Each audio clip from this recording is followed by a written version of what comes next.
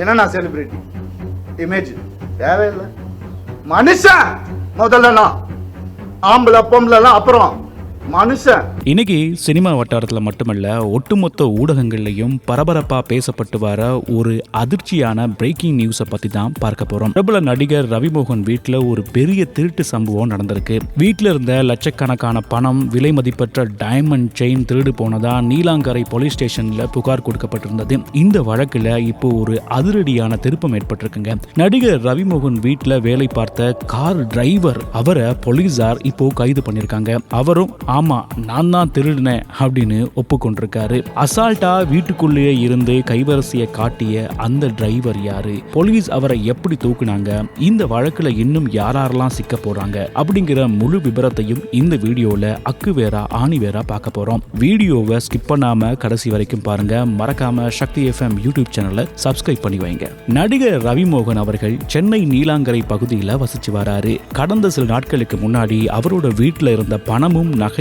காணாமல் போனதை கண்டுபிடிச்சிருக்காங்க. உடனே அவங்களுக்கு வீட்டுல வேலை செய்யறவங்க மேல சந்தேகம் வந்திருக்கு. இங்கதான் ஒரு பரபரப்பான சம்பவம் நடந்திருக்கு. வீட்டுல வேலை செய்யற ஒரு பணிப்பெண் மேல சந்தேகம் வந்து அவங்கள ரவிமோகன் தரப்புல வீட்லயே பிடிச்சு வச்சிருக்காங்க. உடனே போலீஸுக்கும் தகவல் கொடுத்திருக்காங்க. தகவலை கேட்டு பதறி அடிச்சு நீலாங்கரை போலீசார் சம்பவ இடத்திற்கு வந்தாங்க. ஆனா வந்த போலீஸ் ஒரு முக்கியமான சட்ட அறிவுரையை கொடுத்திருக்காங்க. சந்தேகம் இருந்தா எங்க கிட்ட புகார் கொடுங்க, அதை விட்டுட்டு யாரையும் சட்டவிரோதமா வீட்டுல அடைச்சு வைக்கவோ பிடிச்சு வைக்கவோ கூடாதுன்னு அறிவுறுத்திட்டு போயிருக்காங்க. அதுக்கப்புறம் தான் நடிகர் ரவிமோகனுடைய மேனேஜர் முறையாக நீலாங்கரை காவல் நிலையத்துல புகார் மனுவை கொடுத்திருக்காரு. சரி, அந்த புகார் மனுவுல என்னென்ன பொருட்கள் காணாம போச்சு அப்படிங்கறத பார்க்கலாம். 3 லட்சம் ரூபாய் ரொக்க பணமும் டைமண்ட் செயினும் காணாம போயிருக்கு. அது மட்டும் இல்லங்க, ரவிமோகனுடைய மேனேஜர் கொடுத்த புகார்ல மிக முக்கியமான 5 பேர் மேல சந்தேகம் இருக்கதா குறிப்பிட்டிருந்தாரு. அவங்க யார் யார் தெரியுமா? டிரைவர்ஸ், ஒரு தனிப்பட்ட உதவியாளர், வீட்டுல வேலை செய்யற பணிப்பெண், அந்த பணிப்பெண்ணோட மகன். ஆக மொத்தம் இந்த 5 பேர் மீது சந்தேகம் இருப்பதாக புகார் பட்டியல்ல சொல்லப்பட்டிருந்தது. ஏன்னா இவங்களுக்கு தான் வீட்டுக்குள்ளேயே வந்து போக முழு சுதந்திரம் இருக்கு. புகார் பதிவான உடனே நீலாங்கரை போலீசார் தீவிர விசாரணையில இறங்குறாங்க. சந்தேக பட்டியல்ல இருந்த அந்த 5 பேரையும் தனித்தனியா கூப்பிட்டு அவங்க உங்க ஸ்டைல்ல விசாரணையை ஆரம்பிச்சாங்க. ஆரம்பத்தில் எல்லோரும் எங்களுக்கு எதுவும் தெரியாதுன்னு சொல்லியிருக்காங்க. ஆனா போலீசார் தங்களோட ஸ்டைல்ல விசாரணை நடத்தினப்போ ரவிமோகனோட கார் ஓட்டுநர் முன்னுக்கு பின்னுக்கு முரணான பதில சொல்லியிருக்காரு. போலீசார் ஆதாரங்களை காட்டி தட்டி கேட்டதும் ஆமா ரவிமோகன் வீட்டுல நான் தான் திருடின உண்மையை ஒத்துக்கிட்டாரு. அவர் வாக்குமூலத்துல வீட்டுல இருந்த 2.5 லட்சம் ரூபாய் பணத்தை திருடியதாக ஒப்புக்கொண்டாரு. உடனே போலீசார் அதிகாரப்பூர்வமா கைது செஞ்சாங்க. அவரிடமிருந்து 50,000 ரூபாய் பணத்தை போலீசார் இப்போதைக்கு பறிமுதல் பண்ணிருக்காங்க. இப்பதான் அடுத்த ஒரு கேள்வி வருது. 2.5 லட்சம் ரூபாய் திருடினதா ஒப்புக்கொண்ட டிரைவர்கிட்ட இருந்து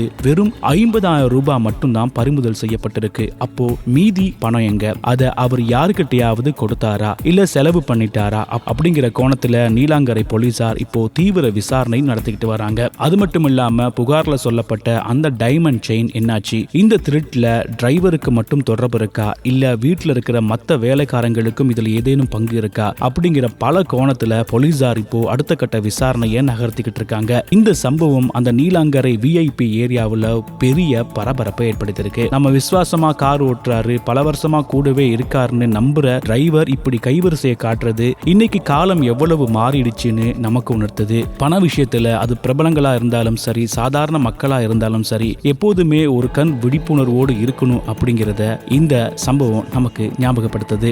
இந்த விஷயங்கள்லாம் இருக்கும்போது சமூக வலைத்தளங்கள்ல ஏற்கனவே ரவிமோகன் பல பிரச்சனைகள்ல இருக்காரு அப்படின்னு எல்லாருக்குமே தெரிஞ்ச விஷயம் தான். அதனால ஒரு அமைதியை நோக்கி ஒரு ஆன்மீக வழியில அவர் போய்கிட்டு இருக்காரு. இந்த நேரத்துல இப்படியான ஒரு விஷயம் அவருக்கு இன்னும் ஒரு பெரிய கஷ்டத்தை கொடுத்திருக்கு அப்படிங்கிறது தான் உண்மையான விஷயம். ஆனா சமூக வலைத்தளங்கள்ல இது ரவிமோகனுடைய மனைவி ஆர்த்தி அவங்களுடைய வேலையா இருக்குமோ அல்லது கனிஷா அவங்களோட வேலையா இருக்குமோ இப்படிங்கிற பல வதந்திகள் இப்போ சமூக வலைத்தளங்கள்ல ஒரு பேசும் பொருளா மாறி இருக்கு. இதை பற்றி நீங்க என்ன நினைக்கிறீங்க அப்படிங்கிறத கமெண்ட்ல சொல்லுங்க. ஒரு மனுஷனுக்கு பிரச்சனை வரலாம், ஆனா பிரச்சனைக்கு மேல ஒரு பிரச்சனை வந்துகிட்டே இருக்க கூடாதுல்ல. ரவிமோகன் உண்மையிலேயே பாவங்க அப்படின்னு சமூக வலைத்தளங்கள்ல பல பேரும் சொல்ல ஆரம்பிச்சிருக்காங்க. இதை பற்றிய உங்களுடைய கருத்து என்ன அப்படிங்கறத கமெண்ட்ல சொல்லுங்க. மறக்காம சக்தி FM யூடியூப் சேனல்ல சப்ஸ்கிரைப் பண்ணி வைங்க. இன்னொரு வீடியோல உங்களை சந்திக்கிறேன். வணக்கம்.